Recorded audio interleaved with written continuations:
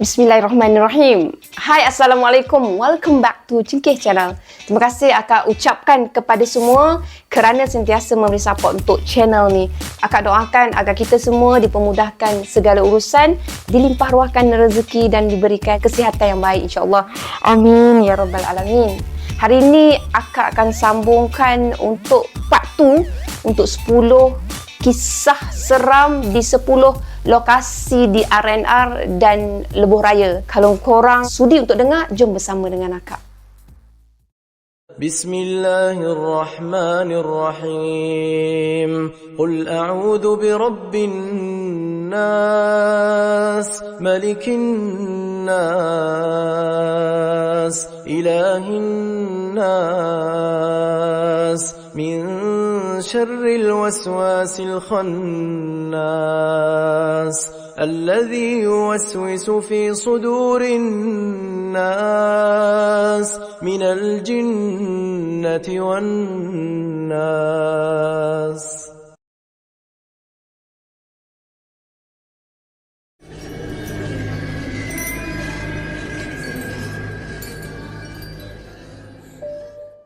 Okey, akak sambung lagi dengan lokasi yang keempat. Lokasi yang keempat ni dia bertajuk kewujudan RNR misteri. Kali ni Izwan pula nak berkongsi pengalaman yang dia tak boleh lupakan sampai hari ni. Izwan ni gelaran yang akak bagi je tau, bukan nama sebenar. So isteri Izwan ni, dia sampai hari ni dia memang rasa meremang bulu roma bila dia teringat kejadian yang pernah mereka alami. Kejadian tu berlaku pada penghujung tahun 2006. Pada masa tu, Izwan dia menghadiri majlis convocation di UiTM Shah Alam. Majlis convocation tu ditemani oleh isteri dia dengan family dia. Selesai urusan convocation, Izwan dia bertolak dari Shah Alam nak ke Temerloh untuk hantar family dia sebelum dia bertolak balik semula ke Kuantan untuk menghadiri sesi temuduga dekat Taman Indra Mahkota Kuantan, Pahang pada keesokannya, betul-betul dekat dengan kawasan rumah akak. Lebih kurang pukul 12 malam, Izwan dia bertolak dari rumah dia di Temerloh untuk ke Kuantan. Pada kiraan dia lah, perjalanan dia ambil masa sepatutnya lebih kurang 2 jam. Bukan sepatutnya, memang masa tu dia hanya ambil masa lebih kurang 2 jam je lah untuk lalui jalan tu. Melepasi itu Temerloh, kemudian dia belok ke Kuantan. Tak ada apa-apa lagi yang luar biasa, kecuali perut dia lah agak luar biasa sebab memang rasa lapar. Silap dia jugalah sebab dia tak makan dekat rumah sebelum dia bertolak sebelum tu. Disebabkan ada RNR, so dia abaikan sesalan dia tu. Ada tempat dia nak berhenti. RNR Temerloh hanya lebih kurang 3 km dari Tol Temerloh. Kerana Izwan baru je bertolak, dia rasa macam keberatan pula nak singgah dekat Temerloh. So, dia teruskan perjalanan. Isteri dia sentiasa ikut ke mana je dia pergi. Jadinya isteri dia ni duduk dekat kerusi sebelah dia. Sedang tidur sebab memang terlalu mengantuk lah. Izwan pula dia duduk melayan pemanduan dia. Sambil dia memandu, kepala Izwan dia mula terngiang-ngiang cerita-cerita yang istimewa. Cerita istimewa yang diceritakan geng-geng penarik kereta dekat Temerloh. Ada yang jumpa orang jual sate dekat tepi jalan highway, beli sate. Lepas tu bila pergi pula hari-hari lain, tak ada pun tanda ke, tak ada pun orang yang memang meniaga sate dekat situ. Memang tak ada. Hari tu je dia berpeluang jumpa orang tu. Memang lepas tu tak jumpa dah. Selain tu, cerita-cerita mengerikan tentang kemalangan jalan raya memang berlaku dekat highway Pantai Timur.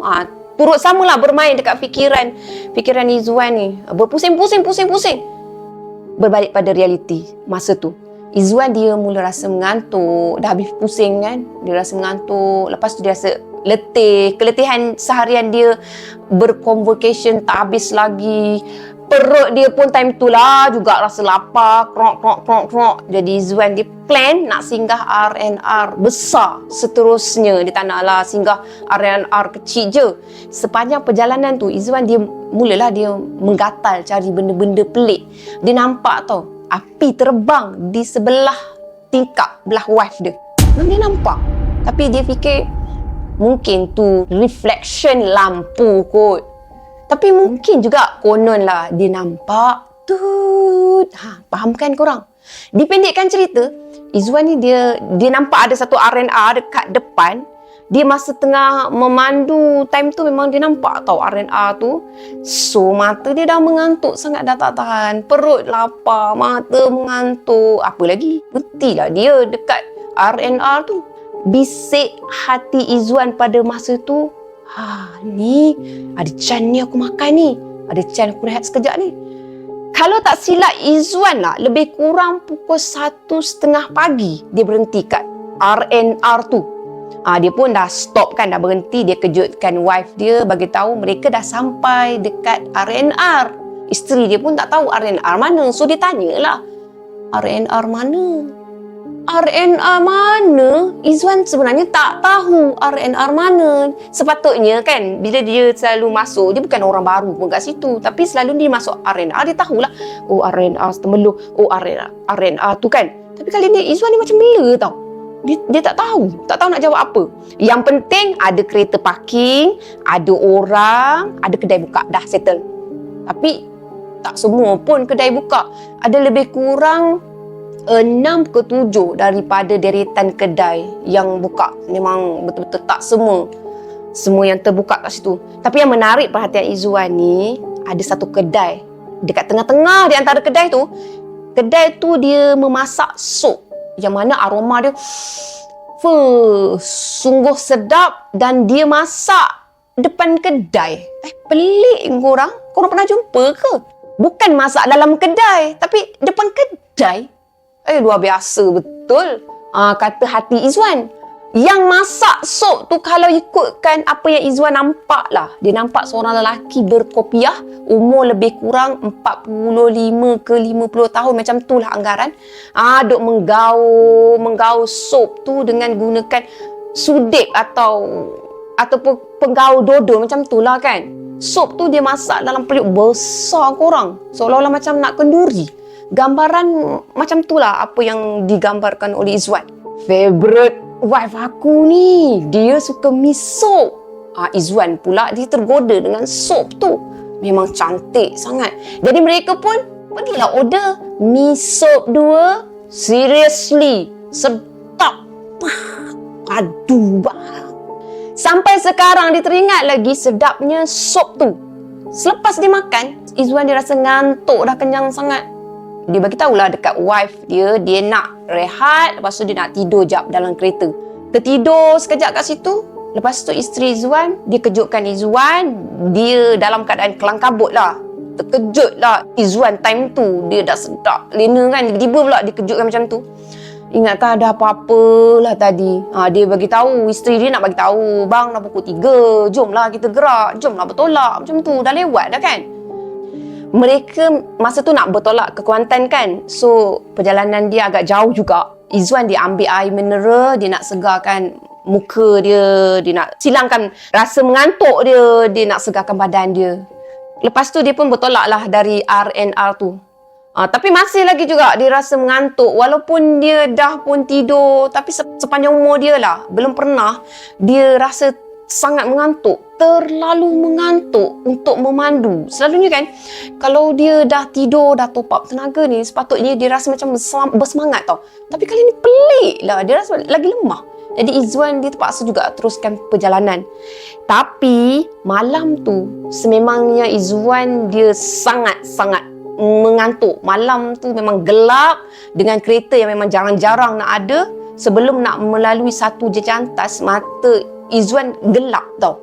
Tak nampak apa. Tiba-tiba je. Orang panggil apa kalau yang macam mengantuk tu? Mungkin lah dia rasa macam sleep apa orang panggil. Dia macam tu lah. Korang mesti tahu kan. Korang sambung lah ayat kat tu. Terkejut tau dia rasa. Kerana dia terkejut, dia tertekan pedal minyak sekuat hati. Kemudian terlanggar sesuatu. Dalam keadaan cemas macam tu, Izwan dengan isteri dia terhantuk kat cermin hadapan kereta tau. Sebab kereta tu, yelah, dah terlanggar sesuatu ke, dia brake mengejut ke, memang akak tak sure. Lepas tu, dia terlihat cahaya lampu yang terang benderang dari arah depan. Lampu tu memang betul-betul terang. Masya Allah. Izwan terlanggar divider tengah betul-betul dekat bawah jambatan. Betul lah tu. Dia langgar sesuatu. Cahaya terang benderang tu sebenarnya cahaya dari trailer panjang di laluan bertentangan. Allah Subhanahu Wa Taala masih panjangkan umur dia dan isteri dia. Alhamdulillah. Nasib baik ada pembahagi jalan. Kalau tak tahulah apa nak jadi pada mereka. Izwan dia turun dari kereta. Lepas tu dia tengok dah tak ada kereta kan, dari haluan yang sama tak ada kereta. Keadaan kereta dia nak tengok kat situ masa tu. So dia memang turun jugalah dari kereta. Masa dia tengok hood depan kereta dia kemik. Lepas tu alignment rim tayar kereta depan dia tu yang belah kanan dah lari dah ke kanan. Memang agak terjejas lah. Izwan dia gagahkan perjalanan dia dengan keadaan tayar macam tu. Dia terpaksa juga teruskan juga perjalanan selagi enjin boleh gerak gedek-gedek. Tak apalah, janji isteri dia selamat sampai ke Kuantan. Kejadian kemalangan tu adalah kejadian yang pertama yang dia lalui. Jadi kejadian tu memang bermain-main di fikiran dia. Dia selepas kejadian tu dia cuba nak tunjukkan kepada kawan-kawan dia, keluarga dia tempat kejadian tu. Lepas tu dia cuba cari balik semula tau. R&R yang dia singgah sebelum aksiden tu, dia cari balik semula R&R tu. Tapi sampai hari ni pun Izwan tak jumpa. Tak ada. Mana ada pun R&R dekat situ. Korang carilah sampai jumpa. Kalau korang jumpa, memang korang lah mangsa yang seterusnya. Berani ke? Izwan dia menyaksikan dan melalui pengalaman tu bersama dengan wife dia. Lokasi kemalangan adalah di lebuh raya Pantai Timur menghala ke Kuantan. Sempadan Maran ke Kuantan, ada je jantas laluan membelok ke kiri. Sebelum kawasan tu, sebelum tu lah yang ditemui R&R yang misteri tu. Memang korang memang sangat muskil Izwan rasa. Dengan apa yang dia dan isteri dia lalui tu memang agak pelik. Apa yang jelasnya kat sini, R&R tu memang betul-betul mereka nampak. Tapi tidak untuk orang-orang lain yang memang menyatakan tak ada R&R dekat situ. So, R&R apakah itu? R&R makhluk halus ke? Ceng. Apapun, setiap pengalaman kita berbeza-beza mengikut rezeki masing-masing dan yang pastinya tak semua antara kita yang pernah atau akan lalui situasi tersebut. Namun bersama-samalah kita berhati-hati ketika memandu, pandu cermat, jiwa selamat. Semoga yang baik-baik saja mendatang untuk kita semua. InsyaAllah, sekian untuk lokasi yang keempat.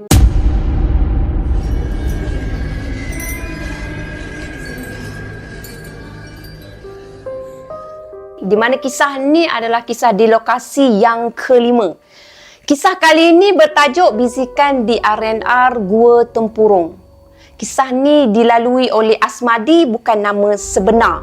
Asmadi ni dia ada satu pengalaman untuk dia kongsikan bersama dengan kita. Kejadian tu berlaku pada dia dan isteri dia sewaktu mereka ni nak balik ke rumah mereka dekat Kelang dekat Selangor, macam tu lah. Masa tu mereka balik dari bercuti di kampung isteri Asmadi yang terletak dekat Ipoh Perak. So selalunya Asmadi ni dia akan bertolak lebih kurang pukul 10 malam ke atas sebab perjalanan dia agak tenang. Dalam masa yang sama juga dia nak mengelakkan dari kesesakan lalu lintas. Ingat lagi Asmadi pada tarikh kejadian iaitu pada hari Ahad tanggal 19 hari bulan 6 tahun 2011. Dia bertolak macam biasa je pada pukul 10 malam. Kak cakap dah tadi kan, Asmadi dia masih lagi sempat bergurau dengan isteri dia. Dia bergurau supaya isteri dia tu buang air kecil dulu sebab dia malas tau nak berhenti dekat perhentian rehat. Sebab kebetulan isteri Asmadi dia tengah mengandung 7 bulan anak sulung time tu. So macam biasalah kan, kalau perempuan-perempuan yang biasa pernah mengandung masuk akal memang faham sangatlah kalau ibu-ibu mengandung ni dia akan kerap ingin membuang air kecil. Jadi sebab tu Asmadi dia gurau dengan wife dia, yang pergilah buang air kecil dulu, kita buang air kecil sekarang tak adalah berhenti banyak-banyak tempat. Macam tu dia gurau je. Itu memang perkara normal lah untuk perempuan mengandung. So, sewaktu dalam perjalanan, apa yang Asmadi jangkakan memang jadi kenyataan. Sebab isteri dia bagi tahu dia nak buang air kecil. Kebetulan dalam 100 meter dekat depan memang ada perhentian gua tempurung. Ikutkan hati Asmadi memang dia tak nak singgah. Sebab hentian tu hanya ada tandas semata-mata. Itu je, tandas je ada. Jadi Asmadi dia tak bolehlah nak beli air panas, nak segarkan mata dia. Dia tak bolehlah nak cari apa-apa kat situ kan. Tapi dia dah kesiankan sangat dekat wife dia. So dia terpaksa jugalah masuk ke hentian tu untuk memudahkan isteri dia. Isteri dia dah tak tahan sangat. Yang peliknya, laluan masuk untuk ke tandas tu jauh pula dia rasa. Dalam hati Asmadi lah, dia dah rasa lain macam tau. Bang, kenapa jauh sangat nak sampai ni? Tanya isteri Asmadi. Asmadi dia faham. Isteri dia tu dah tak tahan sangat-sangat untuk melegakan diri dia. Dia memang betul-betul di tengah kontrol rasa nak kencing tau. Memang tak selesa lah. Untuk menyedapkan hati isteri dia, Asmadi dia hanya mampu menyuruh isteri dia tu bersabar. Lepas tu Asmadi pun dia bagi tahulah dekat isteri dia. Dah nak sampai dah. Tandas depan tu je. Sikit je lagi. Sabar sikit je lagi. Awak sabar ya sayang. Macam tu. Terdetik dalam hati Asmadi. Kenapalah jauh sangat nak masuk hentian ni? Selalunya tak macam ni. Tapi kali ni jauh sangat. Sehabis je Asmadi tu dia berkata dalam hati dia macam tu, barulah dia nampak dekat depan dia tu ada tempat tau untuk meletak kereta dan dekat situ ada tandas. Tapi tandasnya tu pula pelik. Kena naik tangga nak menuju ke tandas seperti nak mendaki bukit. Memang betul-betul dia rasa agak lain macam, pelik. Tapi dia berhenti juga. Asmadi disuruh wife dia tunggu je dekat bawah. Yang awak tunggu je kat bawah, abang pergi tengok ke atas. Lepas tu dia naik dekat atas dulu. Dia nak tengok keadaan macam mana. Dia nak jaga keselamatan isteri dia. Bila dia dah naik, dah duduk kat atas, Asmadi dia tengok ada sesuatu yang tak kena dengan tandas tu tau. Entahlah. Susah dia nak gambarkan pada kita semua ni macam mana. Tapi kaki dia tetap juga melangkah ke arah tandas tu. Sebab dia kesiankan wife dia. Wife nak terkencing sangat. Mana boleh nak tahan-tahan kan. Bagus ni lah sikap Asmadi ni. Dia cek dulu sebelum dia benarkan isteri dia turun kereta. Gunakan tandas tu. Orang pun mesti macam tu juga kan. Kan. Ngaku. Okey, akak sambung. Pada masa tu Asmadi dia macam terdengar bisikan tau. Bisikan supaya turun dan keluar dari situ. Lepas tu kan Asmadi ni dia nak juga tengok tandas tu. Walaupun dah ada macam bunyi bisik-bisik, suruh turun kan. Tapi Asmadi ni dia hanya terlopong tengok dekat tandas tu dan dia nak juga pergi tengok kat tandas tu. Walaupun keadaan dia masa tu memang teragak-agak juga. Tapi nak tengok juga. Nak masuk ke? Tak nak. Nak pergi ke? Tak nak. Nak ke tak ni? Sehinggalah isteri Asmadi yang berada dekat bawah bersuara. Tadi berbisik je, tapi kali ni bersuara terpaksa. Bang, tandasnya okey ke tidak? Pada masa tu lah Asmadi dia macam tersedar dari lamunan. Lepas tu dia batalkan je niat dia nak masuk ke tandas tu. Jadinya dia tak pergi jugalah ke tandas tu tengok kat dalam kan. Pada waktu tu jugalah tiba-tiba dia terasa berpeluh tau. Badan dia berpeluh. Tiba-tiba je. Tak tahulah kenapa. Dada Asmadi ni dia rasa macam sesak sangat. Seolah-olah macam dia tu baru lepas berlari berkilometer. Sampailah dia turun tangga dekat bawah tu. Masa tu dia rasa macam diri dia tu nak terjatuh tau. Macam dilarikan sesuatu. Tapi dia tak nampak apa-apa pun kat situ. Cuma dia rasa macam tu. Dia rasa something wrong dengan tandas yang dia tengok tu. Bila sampai je dekat bawah, dengan suara terketak-ketak, Asmadi dia bagi tahu dekat wife dia supaya kita cari je lah tandas dekat hentian lain. Tak payahlah berhenti kat situ kan. Tak tahu kenapa badan dia rasa macam seram sejuk. Dia lalu itu mendadak sangat. Setelah enjin kereta dia dihidupkan, isteri Asmadi pula dia pergi ke pintu belakang bahagian penumpang. Dia sebenarnya nak ambil minyak angin yang ada dekat dalam beg dia. Beg dia duduk kat belakang. Asmadi dia nampak isteri dia tengah tunduk duk mencari-cari kan minyak angin dalam beg dia. Asmadi time tu dia terperasan tau, dekat belakang isteri dia tu ada satu pondok, dan kalau korang nak tahu dekat pondok tu ada bayang-bayang hitam. Bayang-bayang hitam tu macam duduk bersilang kaki tau. Bayang-bayang hitam tu sedang memerhatikan mereka. Tak jelas tapi memang nampak bayang-bayang hitam tu. Kepala bayang-bayang hitam tu pula bergoyang. Bergoyang bukannya kata kita tengok-tengok kiri, tengok kanan, tak, dia macam macam tu, macam tu. Siap bagi demo dah. Bergoyang kiri, bergoyang kanan, seolah-olah macam sedang bermain-main dengan mereka ni, nak takut-takutkan kepada mereka ni. Jarak antara pondok tu dengan mereka bukan jauh mana pun, hanya beberapa langkah kaki je. Memang dia nampak tu bayang-bayang hitam, tapi bukan bayang-bayang korang. Bayang-bayang hitam yang tak nampak macam manusia. Tak ada mata, tak ada telinga, semua hitam je. Dengan dada yang tak berhenti berombak dan suara yang tersekat-sekat, Asmadi dia suruh isteri dia tu masuk ke dalam kereta. Tapi isteri dia tetap meneruskan juga pencarian minyak angin dia tu, dan isteri dia pun berkata pada husband dia, "Sekejap lah bang, tadi ada je dalam beg. Mana yang letak minyak angin tadi? Kejap lah, kejap." Ambil je beg tu, masuk dalam kereta cepat. Sergah Asmadi. Dengan muka terkejut, isteri Asmadi pun diturutkan perintah. Dah kenapa pula suami dia ni lain macam kan? Bila keluar dari situ, rasa sekejap je dah masuk lebuh raya.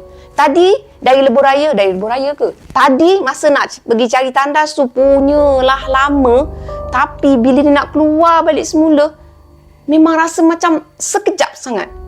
Kenapa ya lama sangat perjalanan yang diperlukan ditempuhi masa nak pergi ke tandas tu? Setelah dia baca ayat-ayat suci Al-Quran, dia baca macam 3 kur dengan ayatul kursi, barulah Asmadi ni dia rasa tenang sikit, dia rasa macam bersemangat sikit apa semua.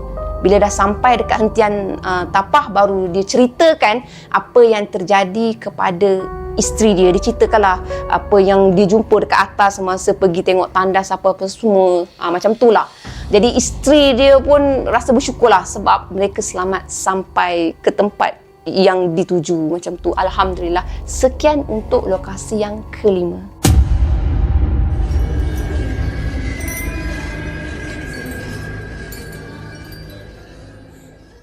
Akak teruskan dengan kisah di lokasi yang ke-6. Tapi sebelum tu, korang jangan lupa like, share dan subscribe untuk Cingkih Channel. Lokasi yang ke-6 ni bertajuk "Awak nampak kan apa yang abang nampak?" Apalah yang suami dia tu nampak korang? Jom sama-sama kita ketahui jawapannya. Rupa-rupanya korang banyak kisah seram di lebuh raya Yong Peng, Pagoh. Ingatkan lebuh raya Karak je yang banyak cerita mistik. Mungkin sebab tak berapa dihebohkan, jadi tak ramailah yang tahu. Bila Google, barulah kita tahu ada juga yang diganggu bila lalui lebuh raya Yong Peng ke Pagoh. Kisah makhluk menumpang, kisah wanita dan anak lelaki yang nak isi tong minyak, kisah berentap dengan Daihatsu ceret putih macam tu lah, dan macam-macam lagi, macam-macam ada macam tu. Dan ini adalah pertambahan terkini kepada kisah mistik tersebut. Kisahnya lewat petang semalam tu, bila akak pun memang tak tahu korang, Hasunah dengan encik suami dia ni bertolak nak balik ke Kuala Lumpur dari Skudai. Setelah selesai segala urusan, lebih kurang dalam pukul 6.30 petang macam tu, mereka keluar dari tol Skudai. Hasunah dia mula-mula dia memandu kereta time tu. Mereka plan nak berhenti solat dekat RNR Macap. Betul tak nak sebutan dekat Macap? Lepas solat dan mengalas perut, encik suami ditawarkan diri pula untuk sambung memandu. Jadi wife dia tu boleh rehat. Mereka pun menyambunglah perjalanan. Hasunah ni dia duduk sebelah encik suami, tersengguk-sengguk, menahan mata yang memang dah mengantuk sangat kan. Duduk dekat bahagian penumpang memang macam tu. Sesekali Hasunah dia terlelap sekejap sebab dia tak tahan sangat dengan mata dia yang memang dah dah tak larat dah, akak pun dah tak larat dah, gitu. Dalam kereta, mereka banyak diam sambil dengar radio. Mereka tak adalah banyak cakap time tu, dah Hasunah ngantuk sangat. Sampailah dekat satu kawasan tu, Hasunah dia terjaga daripada terlelap. Jalan raya sangat-sangat gelap. Hasunah tengok tak banyak pun lampu jalan dekat kiri kanan jalan.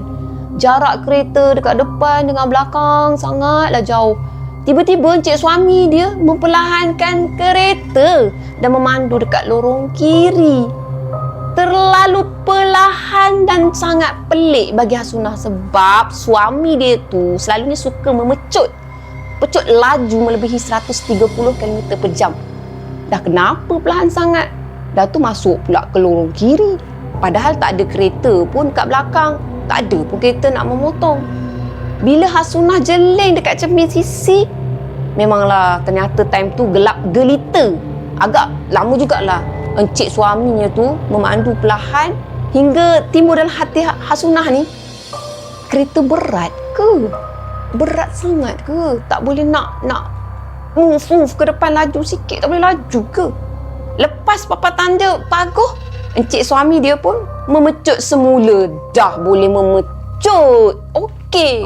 Tapi Hasunah dia tak bertanya apa-apa sebab mungkin suami dia tu mengantuk. Sampailah dekat Senawang, Hasunah diperasan tahu encik suami dia duduk muap je. Memang sah suami dia ni ngantuk. Hasunah dia pun bersuara juga sambil dia memincik-mincik bahu suami dia untuk hilangkan rasa mengantuk suami dia. Okey ke? Encik suami macam sangat terkejut bila Hasunah sentuh bahu dia tiba-tiba. Tapi dia still juga jawab, tak, ngantuk je ni. Kesian tau cik suami memandu sampai mengantuk macam tu. Hasunah dia offer lah diri nak tukar driver. Dia nak bergilir-gilir dengan suami dia, tapi encik suami dia tak menjawab. Sebaliknya dia bertanya, nampak kan apa yang abang nampak? Nampak kan? Hasunah pelik.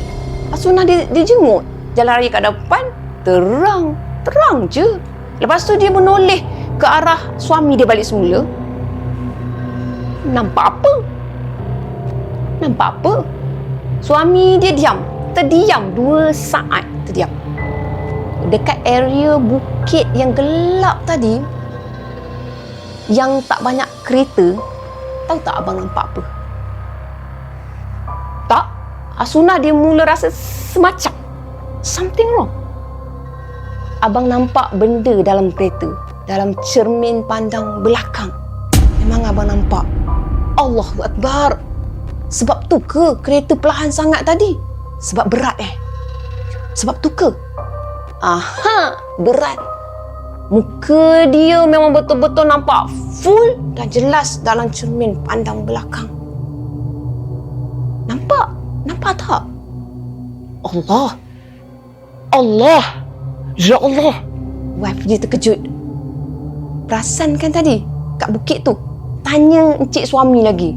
Mungkinlah suaminya tu nak pastikan dengan wife dia bahawasanya dia ni tak berimajinasi. Dia memang nampak, tapi sayangnya wife dia ni memang tak nampak. Tapi dia layankan juga. Memang saya perasan abang bawa slow, tapi saya tak nampak. Kejap je kat situ tadi. Lepas tu terus hilang. Menumpang kot. Kemudian mereka pun terdiam antara satu sama lain. Selang beberapa minit, Hasunah dia pandang muka encik suami dia. Dalam hati Hasunah dia bersyukur sangat-sangat. Encik suami dia tenang je menghadapi situasi tu. Dia tak melatah, tak hilang kawalan. Hasunah terfikirlah, kalaulah Hasunah yang memandu, apa agaknya yang akan Hasunah buat? Bolehkah Hasunah jadi setenang suami dia? Ada hikmahnya juga Allah tukarkan driver dekat Macap tadi. Subhanallah, hebat sangat apa yang ditentukan oleh Allah. Hasunah dia masih juga bimbang. Hasunah dia fikir lebih baiklah dia yang drive. Suami dia tu dah memang mengantuk sangat, dah penat sangat, ditambah pula dengan apa yang dah berlaku. Tapi Hasunah sendiri dia rasa takut, dia rasa gerun kalau lah ada lagi gangguan lain. Dia sendiri pun rasa macam tak yakin tau. Ya Allah, bertawakal sajalah. Allah Maha berkuasa. Dia yang lebih patut kita takuti berbanding segala makhluk di muka bumi. Abang okey tak? Suami dia geleng-gelengkan kepala.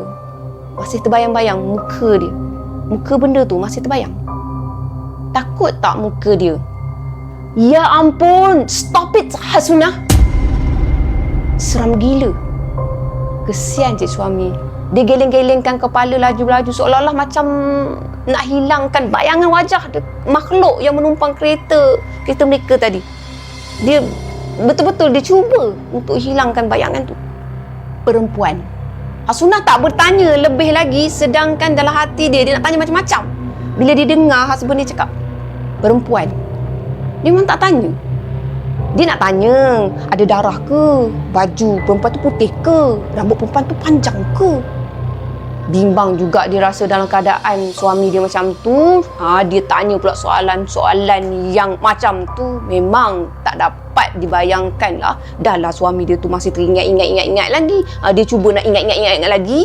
Entah-entah masa tu lagi mencemaskan keadaan. So dia memang tak berani dah nak tanya lebih-lebih.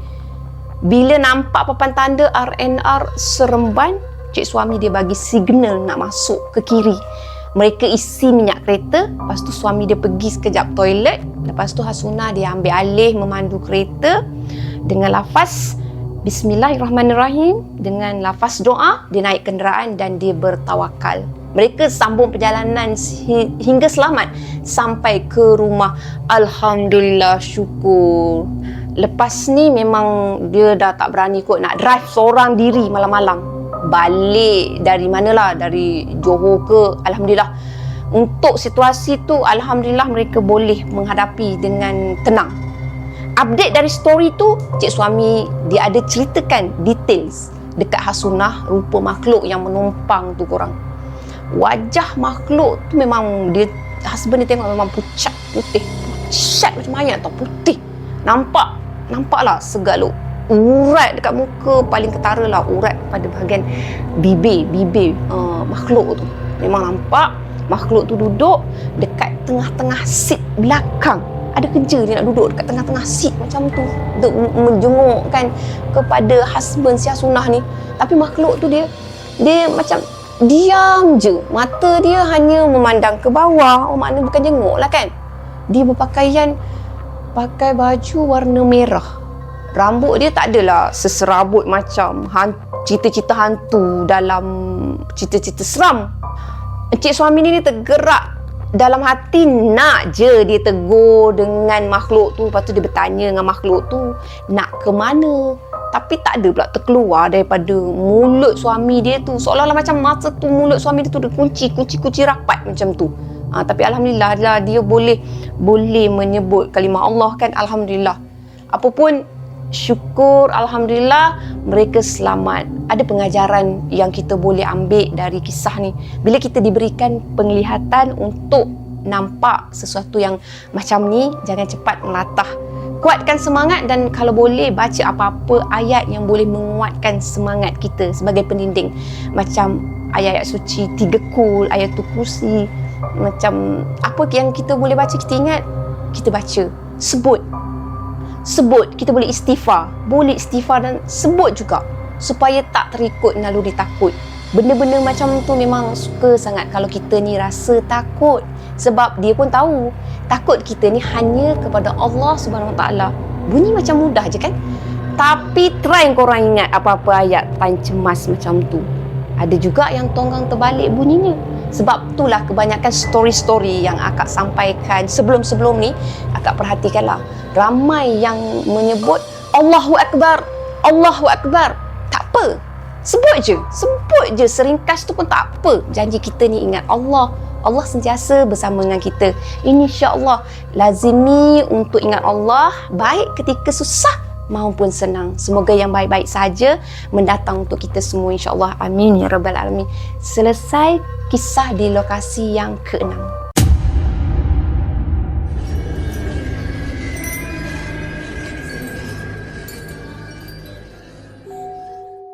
Lokasi seterusnya Ni lokasi yang ketujuh. Tajuk dia Iswara Biru Berpenunggu.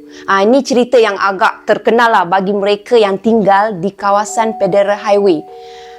Old Klang Road, Sungai Wei, PJ area-area sekitar dengannya. Kebetulan 5 tahun yang lepas, member Anwar bukan nama sebenar, dia pergi jumpa bomoh untuk berubat. Dan dia berjumpa dengan seorang pemuda yang juga datang dekat bomoh tu nak berubat. Pemuda ni dia cuba nak halau hantu yang jaga kereta dia. Jadi member Anwar ni dia dapat cerita ni daripada mulut mangsa tu sendiri. Cerita ni akhirnya menjadi cerita hantu yang popular pada masa tu. Cerita dia macam ni. Semasa pemuda tu lalu dekat Federal Highway sekitar PJ di waktu maghrib, dan time tu pula kebetulan hujan-hujan renyai turun. Dia ada ternampak ada seorang kakak ni, dia tengah dukung anak, sambil tu kakak tu dia berjalan kaki.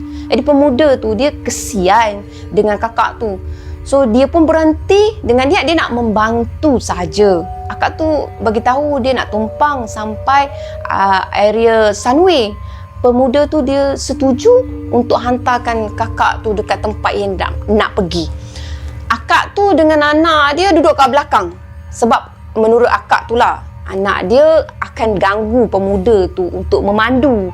Semasa akak tu duduk dekat seat belakang, dengar betul-betul, semasa akak tu duduk kat seat belakang, pemuda tu tak boleh nampak akak tu kalau dia tengok menggunakan rear mirror. Tengok ikut cermin memang dia tak nampak. Pelik kan? Tapi bila dia toleh, akak tu ada. Maknanya sekarang ni korang boleh imagine kan tak? Dalam cermin tak ada, bila pandang ada. Dia dah rasa macam pelik, tapi dia stay buat tak tahu, sebab dia percaya niat baik dia tu akan dapat balasan yang baik juga. Orang panggil macam karma lah. Fikiran dia macam tu lah dia fikirkan. Dan bila hampir sampai ke bus stop yang akak tu nak turun, baby yang dalam pangkuan kakak tu menangis. Lepas tu akak tu minta pemuda ni belikan sedikit air atau roti. Mungkinlah anak kakak tu lapar, sebab dari pagi lagi tak jamah makanan. Itu apa yang kakak tu cakap lah. So bila pemuda tu kesian, pemuda tu pula yang jenis baik hati ngurang. Itulah dia teruskan memandu sampailah dia tu sampai dekat petrol station. Dia turun kejap, dia pergi belikan sedikit minuman, lepas tu dia beli juga roti. Lepas tu dia panggilkan pekerja petrol station tu untuk tengokkan kereta dia kejap, sebab nak pergi tandas kan, ada orang dalam tu. So dia rasa macam ralat lah nak tinggal, so dia minta tengokkan. Adakah mereka lihat perempuan dalam keretanya tu? Semua pekerja Shell tu cakap kereta dia kosong. Kosong. Seat belakang kosong. Memang pemuda tu pun nampak dari luar kereta dia. Dia nampak dekat seat belakang dia tu kosong korang. Kemudian tu pula, bila dia buka pintu dia nak masuk dalam kereta tu, dia nampak akak tu memang senyum dekat dia. Senyum je. Dia tutup semula pintu. Lepas tu dia tengok semula dari luar. Dekat luar lah kan. Dia tengok, kakak tu tak ada. Lepas tu dia panggil pekerja Shell untuk lihat dari dekat. Dia nak tunjuk juga yang dia nampak kakak tu ada. Sememangnya kelihatan kosong. Walaupun pekerja Shell tu pergi tengok dekat sekalipun, selagi tak masuk kereta, dia tak nampak. Memang kosong. Tak ada sesiapa pun dalam kereta tu. Hanya dia je yang nampak. Tu pun dekat luar dia tak nampak, kat dalam dia nampak. Lepas tu pemuda tu dia beranikan diri, dia masuk balik semula dalam kereta. Dia minta akak tu tolong turun. Sebab dia bagi alasan dia ada masalah. Dia nak settlekan apa yang berlaku tu. Tapi akak tu kelihatan marah. Lepas tu terus lesap hilang di hadapan mata pemuda tu sendiri. Hilang bersama dengan kabus macam tu. Dah tak ada pula. Semenjak daripada hari tu, pemuda tu, dia akan dapat lihat akak tu dekat seat belakang kereta dia pada waktu malam. Dia drive malam je, dia akan nampak. Dah macam-macam cara pemuda tu buat Mandi bunga untuk diri dia sendiri sudah. Mandikan bunga untuk kereta dia pun sudah. Jampi serapah sudah. Panggil bomo sudah. Ustaz sudah. Dan ramailah lagi. Banyaklah lagi ikhtiar dia. Hilang korang. 2-3 minggu hilang. Lepas tu ada balik akak tu muncul semula dekat seat belakang. Seat dalam kereta dia tu. Anwar dengan kereta Iswara biru tu dia buang begitu je. Bila cerita ni makin popular dan ramai yang hafal plate nombor kereta tu, nobody dare to ask that car. Salesman pun tak berani nak jual. Serius, dia tak berani nak jual. Tak ada siapa pun nak beli. Sebab nombor plate dah naik, orang dah tahu. Dah viral kan? Macam itulah kisahnya. Risau pula kita kan nak tumpangkan orang sesuka hati je. Tak tolong, kesian pula. Silap tolong, hantu pula yang tumpang. Apa pun korang, jangan takut dan jangan serik untuk tolong orang. Tambah-tambah lagi kalau kita yakin orang tu memang betul-betul orang. Dan orang yang minta tolong tu adalah ahli keluarga kita sendiri. Sangat dituntut dalam Islam untuk menolong ahli keluarga kita sendiri. Semoga bermanfaat. Bereh story untuk lokasi yang ke-7. Setakat tu saja untuk part 2 bagi kisah ni. Apa yang baik sama-sama kita ambil jadikan sebagai toladan, dan apa yang buruk sama-sama kita ambil jadikan sebagai sempadan. Akak tegaskan kat sini, perkara yang tak elok jangan diikut, dan akak nak tambah sikit, seboleh-bolehnya kalau jumpa bomoh tu dielakkanlah. Sebelumnya kita jumpa ustaz yang mengamalkan perubatan Islam. Akak sekadar untuk menegur sahaja. Akak mohon maaf kalau akak ada kekilafan akak, dan macam biasa jangan lupa korang untuk like, share dan subscribe. Bye. Assalamualaikum. Terima kasih. Bye.